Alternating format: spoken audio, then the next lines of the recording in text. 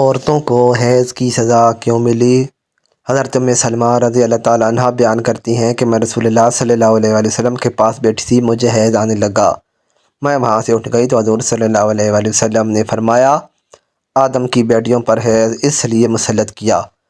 بسم اللہ الرحمن الرحیم۔ حیض کی ابتدا کس زمانے میں اور کس سے ہوئی؟ حضور نبی اکرم صلی اللہ علیہ وآلہ وسلم کے فرمان کے مطابق حیض کی ابتدا حضرت حوا رضی اللہ تعالیٰ عنہا سے ہوئی ہے، جب انہوں نے ممنوعہ درخت کا پھل کھایا اور اللہ تعالیٰ نے ان کو زمین پر اتارا تو اسی وقت سے انہیں حیض شروع ہو گیا۔ پھر تمام عورتوں کے ساتھ حیض کا یہ سلسلہ جاری ہو گیا۔ البتہ بعض حضرات صحابہ کرام رضی اللہ عنہم فرماتے ہیں کہ حیض کی ابتدا بنی اسرائیل کے عورتوں سے ہوئی ہے، تو بعض علماء کرام نے حضور صلی اللہ علیہ وآلہ وسلم کے فرمان اور بعض حضرات صحابہ کے اس قول میں یوں مطابقت پیدا کرنے کی کوشش کی کہ در حقیقت حیض کی ابتدا حضرت حوا رضی اللہ تعالیٰ عنہا سے ہوئی اور بنی اسرائیل کی سرکشی کی وجہ سے ان کی عورتوں کو حیض بطور عذاب ایک مدت تک بند کر دیا گیا، پھر حیض کو جاری کر دیا گیا۔ تو چونکہ ایک مدت کے بعد ان کی عورتوں کا حیض حیض جاری ہوا، اس لیے ان سے حیض کی ابتدا کا قول کر دیا گیا، لیکن امام بخاری رحمۃ اللہ علیہ نے بنی اسرائیل کی عورتوں سے حیض کے شروع ہونے کا رد کیا اور فرمایا کہ اس یعنی صحابہ کرام رضوان اللہ علیہم اجمعین کے قول کے مطابق رسول اللہ صلی اللہ علیہ وسلم کی حدیث اکبر ہے، یعنی بڑی اور ثبوت کے اعتبار سے پختہ ہے، اور ایک نسخے میں اکثر کا لفظ ہے، یعنی حضور نبی کریم صلی اللہ علیہ وسلم کی حدیث زیادہ عورتوں کو شامل ہے۔ چنانچہ صحیح بخاری میں ہے، یعنی اور نبی کریم صلی اللہ علیہ وآلہ وسلم کا ارشاد، یہ یعنی حیض وہ چیز ہے جسے اللہ تعالیٰ نے آدم علیہ السلام کی بیٹیوں پر لکھ دیا ہے۔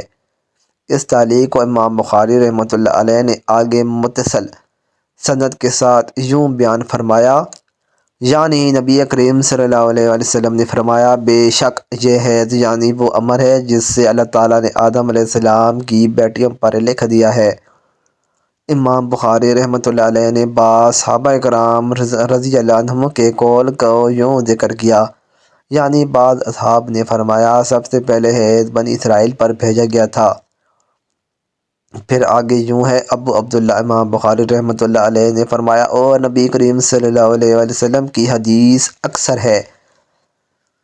شارح بخاری فقہ اعظم ہند مفتی شریف الحق امجدی رحمۃ اللہ علیہ تحریر فرماتے ہیں کہ حضرت ام المومنین اور حضرت ابن مسعود کا جو قول تعلیقاً مذکور ہے، اس سے معلوم ہوتا ہے کہ حیض بطور دنیاوی سزا پہل بنی اسرائیل کو عورتوں کو آیا، اور اس حدیث میں یہ ہے کہ حیض بنات آدم کے لیے مقرر ہے۔ بنات آدم اپنے عمومے کے لحاظ سے بنی اسرائیل سے پہلے کی عورتوں پر بھی صادق ہے۔ اس سے ثابت ہوا کہ روز اول سے ہی تمام عورتوں کو حیض آتا تھا۔ علاوہ ازیں قرآن مجید میں حضرت سارہ کے بارے میں ہے کہ ان کی بیوی کھڑی تھی، یعنی ہنسنے لگی۔ طبری وغیرہ نے حضرت ابن عباس رضی اللہ تعالیٰ عنہ وغیرہ سے نقل کی ہے، یعنی انہیں حیض آ گیا۔ نیز حاکم اور ابن منظر نے سند صحیح کے ساتھ حضرت ابن عباس رضی اللہ تعالیٰ عنہ سے روایت کیا کہ حضرت حوا رضی اللہ تعالیٰ عنہ جنت سے اتری تو انہیں حیض آنے لگا۔ اس پر امام بخاری نے فرمایا، رسول اللہ صلی اللہ علیہ وآلہ وسلم کا ارشاد اکثر ہے، با اعتبار روایت اس لیے اسے ترجیح حاصل ہے کہ ایک نسخے میں بجائے اکثر کے اکبر ہے، یعنی بانسبت صحابی کے قول کے حضور اقدس صلی اللہ علیہ وآلہ وسلم کا ارشاد بڑا یعنی اجل و اکبر ہے، اس لیے اسے ترجیح دی ہے۔ علامہ عینی نے یہ تطبیق کی صورت نکالی کہ بنی اسرائیل پر ان کی سرکشی کی وجہ سے یہ عذاب آیا کہ ان کی عورتوں کا حیض بند کر دیا گیا۔ یہ عذاب اس طرح ہے کہ توالد و تناسل کے اسباب عادیہ میں بھی حیض بھی ہے۔ جس عورت کو حیض نہیں آتا وہ لاول رہتی ہے، ایک مدت تک یہی رہا، پھر اللہ عز و جل نے جاری کر دیا، مگر تعلیق کا یہ لفظ اس توجیہ کے مطابق نہیں، اس لیے رستہ یہی رہ گیا کہ امام بخاری نے جو فرمایا ہے اسی کو اختیار کیا جائے۔ در مختار میں ہے، یعنی اور ابتدا حیض کا سبب، یعنی حیض کی ابتدا کا سبب اللہ تعالیٰ کا حضرت حوا رضی اللہ تعالیٰ عنہ کو ممنوع درخت کھانے کی وجہ سے مبتلا کرنا ہے۔ اس عبارت کے تحت خاتم المحققین علامہ محمد امین بن عمر بن عبدالعزیز عابدین دمشقی شامی رحمۃ اللہ علیہ تحریر فرماتے ہیں، یعنی علامہ علاء الدین حصفی رحمۃ اللہ علیہ کا قول اللہ تعالیٰ کا حضرت حوا رضی اللہ تعالیٰ عنہ کو مبتلا فرمانا آخر تک جانی اور حیض قیامت کے دن تک حضرت حوا رضی اللہ تعالیٰ عنہ کی بیٹیوں میں باقی رہے گا۔ اور بعد نے جو کہا ہے کہ سب سے پہلے اللہ تعالیٰ نے بنی اسرائیل پر حیض کو بھیجا، تو امام بخاری رحمۃ اللہ علیہ نے اپنے اس قول و حدیث نبی صلی اللہ علیہ وآلہ وسلم میں اکبر اور نبی کریم صلی اللہ علیہ وآلہ وسلم کی حدیث بہت بڑی ہے کی وجہ سے بعد کے قول کو رد کیا ہے۔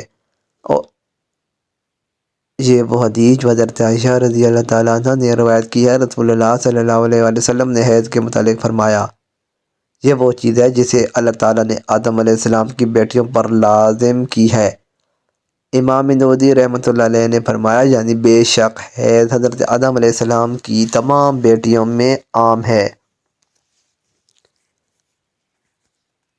جنت سے نکلنے کے بعد آدم اور حوا نے مکہ کا سفر کیا اور خدا کی عبادت کی، اور یہیں حوا کو پہلا حیض آیا۔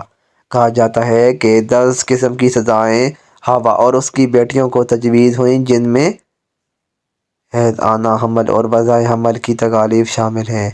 پھر کہا گیا اگر وہ خاوند کی وفادار رہے گی تو اس کے ساتھ جنت میں جائے گی، اگر وہ بچے کی پیدائش کے دوران میں وفات پا جائے تو شہید کا مرتبہ پائے گی۔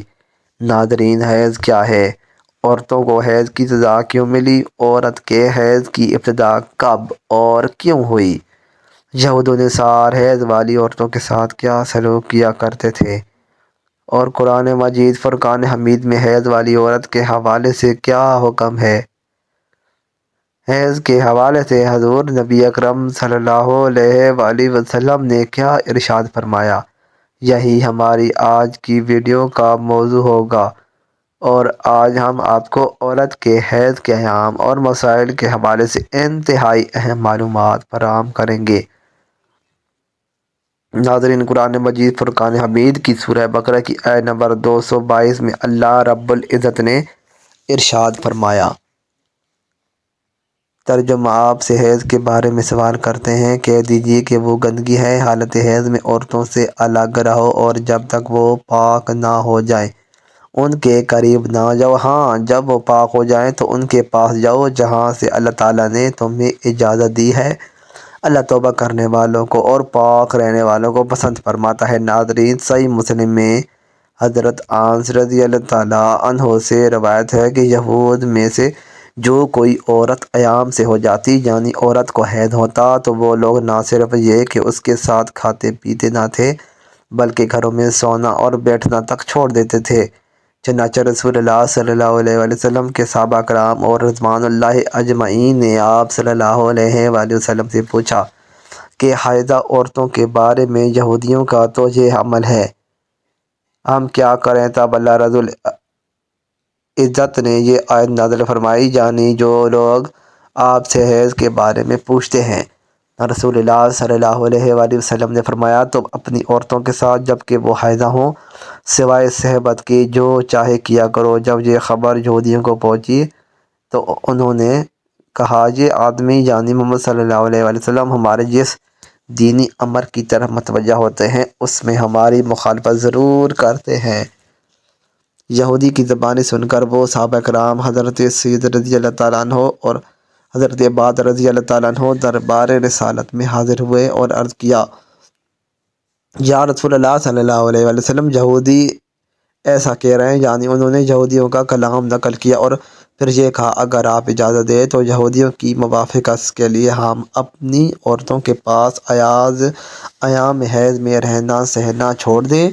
یہ سن کر رسول اللہ صلی اللہ علیہ وآلہ وسلم کا چہرہ مبارک متغیر ہو گیا، اور ہمیں یہ گمان ہو گیا کہ آپ صلی اللہ علیہ وآلہ وسلم ان دونوں پر خفا ہو گئے ہیں۔ وہ دونوں نکل کر چل دیے۔ ان کے جاتے ہی رسول اللہ صلی اللہ علیہ وآلہ وسلم کے پاس کہیں سے تحفتاً دودھ آیا۔ آپ صلی اللہ علیہ وآلہ وسلم نے ان دونوں کو بلایا، ان دونوں کو دودھ پلایا تاکہ انہیں پتہ چلے کہ رسول کائنات صلی اللہ علیہ وآلہ وسلم ان سے ناراض نہیں۔ ناظرین، اس کی ابتدا کے حوالے سے صحیح قول ہے کہ اس کی ابتدا حضرت حوا علیہ السلام سے ہوئی۔ حضرت حوا نے جب شجر ممنوعہ کا پھل کھایا، اسی وقت سے یہ بیماری خواتین کے ساتھ لگ گئی۔ بعض حضرات اس کی ابتدا بنی اسرائیل کی عورتوں سے قرار دیتے ہیں، مگر اس قول کو امام بخاری نے رد کیا ہے۔ ناظرین، حیض کی کم از کم مدت 3 دن اور 3 راتیں جبکہ زیادہ سے زیادہ مدت 10 دن اور 10 راتیں ہیں۔ اگر کسی کو 3 دن اور رات سے کم حیض آیا تو وہ حیض نہیں بلکہ استحاضہ ہے۔ اسی طرح اگر بیماری یا اور کسی اور وجہ سے اس کو 10 دن اور 10 دن رات سے زیادہ آیا تو وہ جو 10 دن سے زائد ہوگا وہ بھی استحاضہ ہے۔ ناظرین، حدیث کی کتابوں میں اس مضمون کی روایت بھی موجود ہیں جس میں کہا گیا ہے کہ بنی اسرائیل کی عورتوں کو مسجد میں جانے اور مردوں کے ساتھ بات چیت نماز میں کرنے کی اجازت نہ تھی۔ ہاں، انہوں نے ایڑی اونچیاں کر کے مردوں کی تانگ جھانک شروع کر دی، چنانچہ انہیں مسجد جانے سے روک دیا گیا اور ان پر حیض مسلط کر دیا گیا۔ یہ روایت مصنف عبدالرزاق اور مسند اسحاق میں حضرت عبداللہ ابن مسعود، حضرت اسماء بن ابی بکر اور ام المومنین حضرت عائشہ صدیقہ رضی اللہ تعالیٰ عنہا سے مرفوعاً مروی ہے۔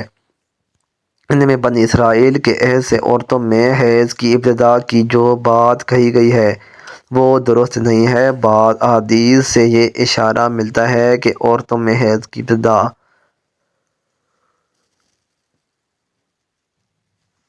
روز اول سے حضرت عائشہ صدیقہ رضی اللہ تعالیٰ عنہ خطبہ حجۃ الوداع میں اللہ کے رسول صلی اللہ علیہ وسلم کے ساتھ حج کے ارادے سے نکلی۔ راستے میں انہیں حیض آ گیا تو وہ اس اندیشے سے محروم رونے لگیں کہ وہ اب مناسک حج ادا کرنے سے محروم ہو جائیں گی۔ آپ صلی اللہ علیہ وسلم کو معلوم ہوا تو آپ نے انہیں سمجھاتے ہوئے فرمایا، یہ ایسی چیز ہے جسے اللہ رب العزت نے اولاد آدم میں عورتوں کے لیے لازم کر دیا ہے۔ اس حالت میں بھی تم وہی کرو جو حاجی کرتا ہے، صرف پاک ہونے تک بیت اللہ کا طواف نہ کرو۔ ناظرین، اگر مسائل کی بات کی جائے تو ایام حیض میں عورت کے لیے نماز و تلاوت جائز نہیں، لہذا ان ایام میں ذکر و اذکار اور دعا کر سکتے ہیں، نماز روزہ تلاوت نہیں کر سکتے۔ ناظرین، اسی طرح رمضان المبارک میں عورت کے ماہواری کے ایام میں روزے قضا ہوں گے۔ رمضان المبارک کے بعد ان روزوں کی قضا لازم ہوگی۔ اسی طرح نماز کے حوالے سے یہ مسئلہ یہ ہے کہ عورت کے لیے حیض کی حالت میں نماز پڑھنا جائز نہیں بلکہ معاف ہے، یعنی قضا بھی لازم نہیں۔ اللہ تعالیٰ ہمیں بہتر عمل کرنے کی توفیق عطا فرمائے اور ہمیں دین کی مکمل سمجھ نصیب فرمائے، آمین۔ مزید اچھے ویڈیوز کے لیے چینل کو ضرور سبسکرائب کریں، ویڈیو کو لائک اور شیئر کرنا نہ بھولیں۔ شکریہ۔